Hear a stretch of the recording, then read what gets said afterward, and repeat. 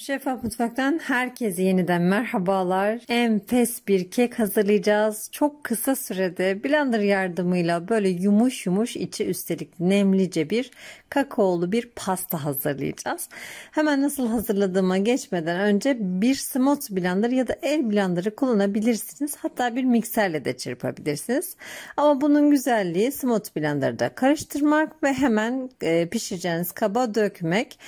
Tereyağını, sütü, şekeri içine ilave ettim. Daha sonra içine 50 gram kadar kakao ilave ediyorum. Buraya gramaj ölçülerini açıklamalar kısmına ise hem gramaj hem de bardak kaşık ölçülerini ekleyeceğim. Dilerseniz oradan ekran görüntüsü alarak tarif defteri de oluşturabilirsiniz. Bir adet yumurtayı içine kırdıktan sonra bir paket kadar kabartma tozu, bir paket kadar da vanilin ilave edeceğim ve blenderımı çalıştıracağım. Yaklaşık 1 dakika kadar çalıştırmam yeterli gelecektir.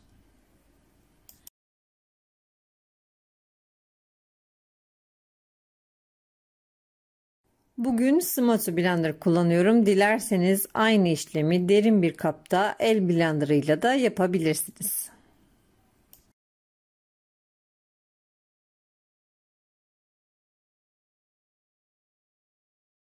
Küçük dikdörtgen borcama yani fırın kabıma altına yağlı kağıt serip şöyle kısa bir yağlı kağıt serip bütün kek hamurunu döküyorum ve 180-175 derece arasındaki fırında alt üst ayarda yaklaşık 30 dakika boyunca pişireceğim.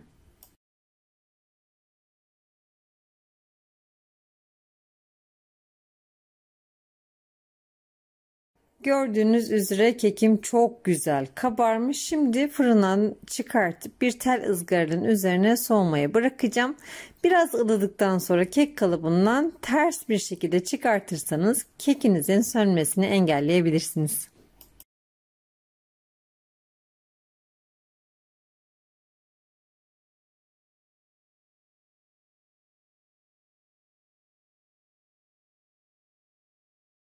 Yağlı kağıdını kolayca altından çıkartıyorum ve böylece yumuşacık kekim ortaya çıkıyor. Üzeri için dilerseniz bir ganaj hazırlayabilirsiniz benim gibi ya da bu şekilde de tüketebilirsiniz.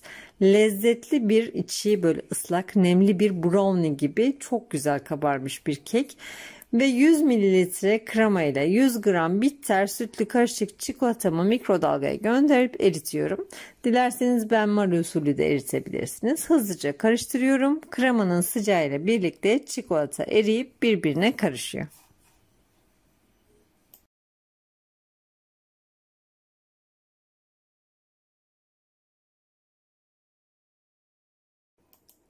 Kekim soğurken kremam da biraz kıvam aldı buzdolabında. Şimdi ikisini birleştiriyorum. Şöyle hafif etrafını sıvayacağım ve Antep fıstığıyla birlikte süsleyeceğim.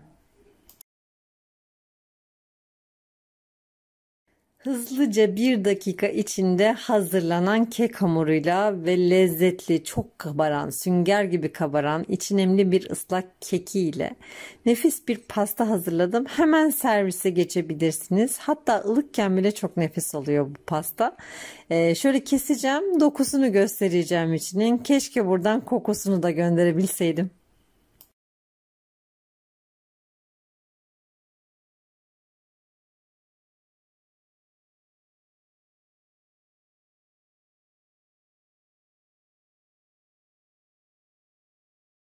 Dışını kuru yemişle süsleyebileceğiniz gibi aynı kuru yemişi kek hamuruna karıştırarak mesela fındıklı, cevizli olarak da pişirebilirsiniz.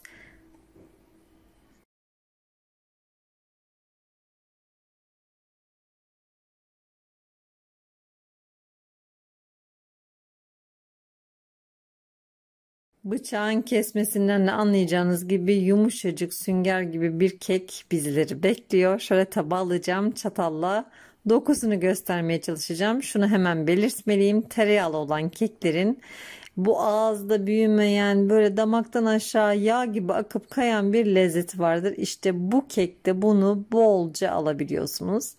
Gördüğünüz gibi şahane oldu. İnşallah sizler de bu lezzetli, bu kolay tarifi denersiniz ve beğenirsiniz. Beğenilerinizi bizlerle paylaşırsınız. Bu ve bunun gibi birçok tarif için kanalımı ziyaret edebilirsiniz. Videolarımızı beğenmeyi, paylaşmayı, yorum yapmayı ihmal etmeyin. Yeni tariflerde görüşmek üzere. Hoşça kalın, afiyetle kalın.